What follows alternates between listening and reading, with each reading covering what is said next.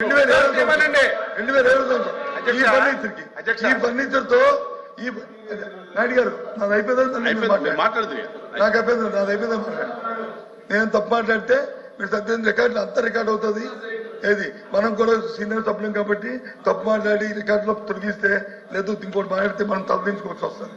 అందుకు తప్పు మాట్లాడింది కాబట్టి దయచేసి మీరు మాట్లాడింది చెప్పారు, మీకున్న అవగాహనతోనో లేకపోతే జ్ఞాపకంతోనో మీరు చెప్పారు. నేను మాట్లాడిన నవల సభలో 14,000 రూపాయలు చెప్పాను, ఇంక్లూడింగ్ ఫర్నిచర్తో కలిపి. ఇవాళ మీరు చెప్తుంది ఇంక్లూడింగ్ ఫర్నిచర్తో కలిపి 25,000 చెప్తున్నారు. కాదండి అది కూడా చెప్పండి, తప్పు కాదని చెప్తే ఇప్పుడు ఫర్నిచర్ కాదు, ఓన్లీ కన్స్ట్రక్షన్ 25,000 అయిందంటే ఓకే, అది మీ తాలూకు స్టేట్మెంట్, ఇది నా తాలూకు స్టేట్మెంట్.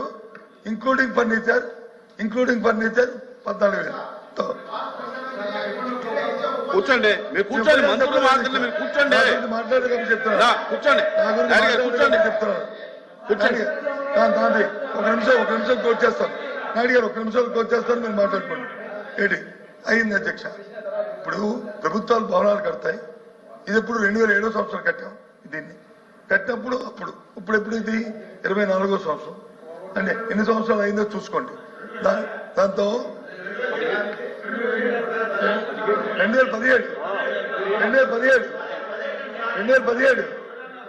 సారీ కరెక్ట్ చేశారు. థ్యాంక్ యూ, కరెక్ట్ చేశారు మా మంత్రి గారు, కరెక్ట్ చేశారు. Thank you.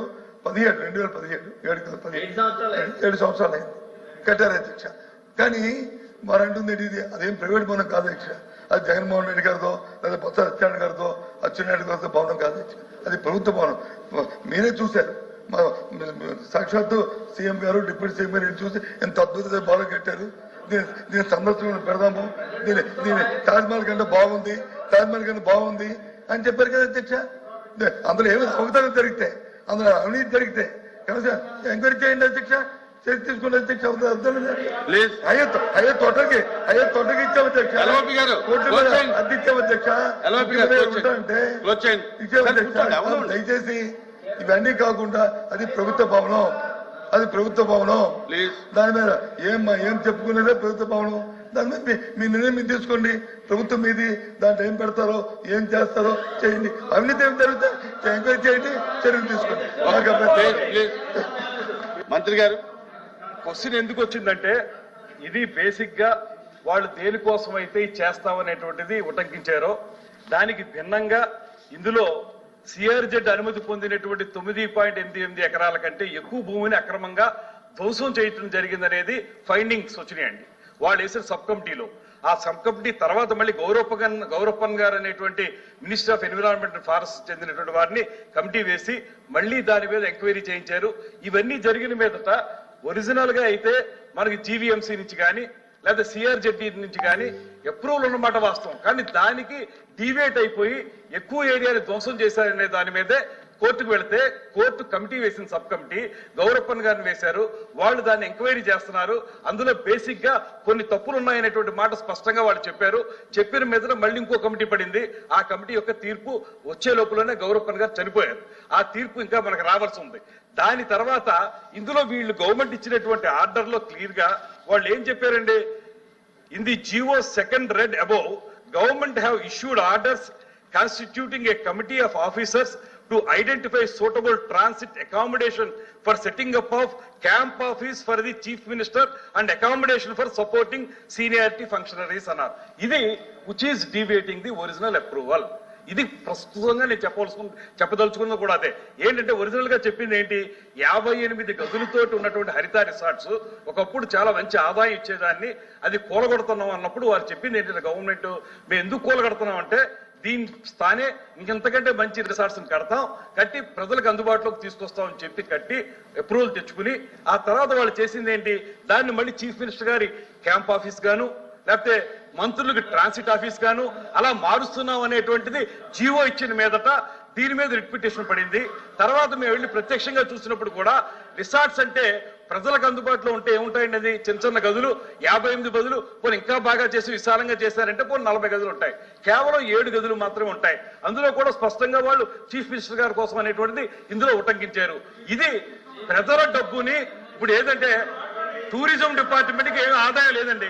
టూరిజం డిపార్ట్మెంట్ ఉన్న ఆదాయాన్ని పెంచడానికి వాళ్ళు చేస్తుంటే ఆనందం. చీఫ్ మినిస్టర్ గారి విలాసవంతమైన భవనం కోసం చేస్తాం, లేకపోతే ప్రజల డబ్బుతోటి ఇవన్నీ వాడుకుంటా ఉంటే ఎందుకు మనం ఒప్పుకోవాలి? నేనే కాదు, ఏ పౌరుడు ఒప్పుకోకూడదు. ఈ రాష్ట్రంలో ఏ పౌరుడు ఒప్పుకోడు. ఎందుకు ఒప్పుకుంటారు? ప్రజల డబ్బుతోటి వాళ్ళు ఆ రకంగా చేసుకుంటా ఉంటే అక్కడ డీవియేషన్ వచ్చింది. కావలిస్తే దీనికి సంబంధించినటువంటి నేను రండి మీకు చూపిస్తా ఉన్నది కూడా ఏంటంటే, మీకు ఇవన్నీ చూపిస్తాను, మీరు కూడా ప్రత్యక్షంగా రండి, ఒకసారి మిమ్మల్ని అందరినీ కూడా తీసుకెళ్తాం, అక్కడ చూపిస్తాం.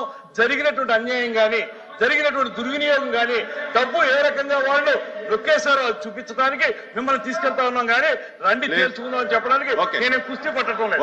దయచేసి question number 13532 municipal roads and buildings. ధన్యవాదాలు అధ్యక్ష. ఏ ప్రశ్నకు సమాధానం? ఆన్ గోయింగ్ 104 ప్రాజెక్టులు ఉన్నాయి. ఆంధ్రప్రదేశ్ రాష్ట్రానికి 2014 నుంచి నేటి వరకు 3495.32 కిలోమీటర్లు. ప్రశ్న ఏంటి అధ్యక్ష?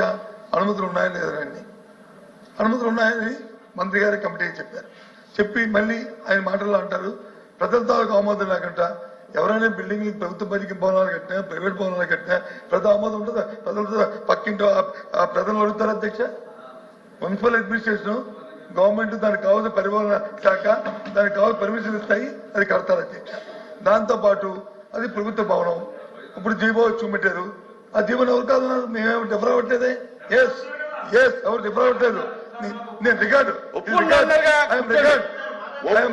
డిఫర్ అన్నారు కదా, ఒప్పుకుంటా అన్నారు కదా.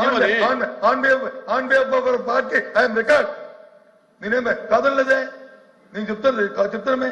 ఎస్ భవనాన్ని ప్రభుత్వ భవనాలుగా కట్టాము. దాన్ని ముఖ్యమంత్రి నివాసం కోసం వాడతాము, ప్రధానమంత్రి విడుదల కోసం వాడతాము, లేదా రాష్ట్రపతి విడుదల కోసం వాడతాము. ముందు ముందు ముందు అది ప్రభుత్వ భవనాలుగా దాన్ని కట్టాం. హైదరాబాద్ కట్టాము అధ్యక్ష. హైదరాబాద్ పబ్లిక్ బిల్డింగ్లు తీసి హైదరాబాద్ లో వచ్చి ప్రభుత్వ భవనం కట్టాం. ఆ రోజు ఎవరు కట్టారు అధ్యక్ష? దాని తర్వాత వచ్చిన ముఖ్యమంత్రి లేరు అధ్యక్ష. అందులోను ఏది అదేమో ప్రైవేట్ భవనం, ఎవరో ప్రైవేట్ ఆస్తా, అది డిప్యూటీ సీఎం గారు చూశారు, అలాగే సీఎం గారు చూశారు, ముఖ్యమంత్రి గారు చూశారు.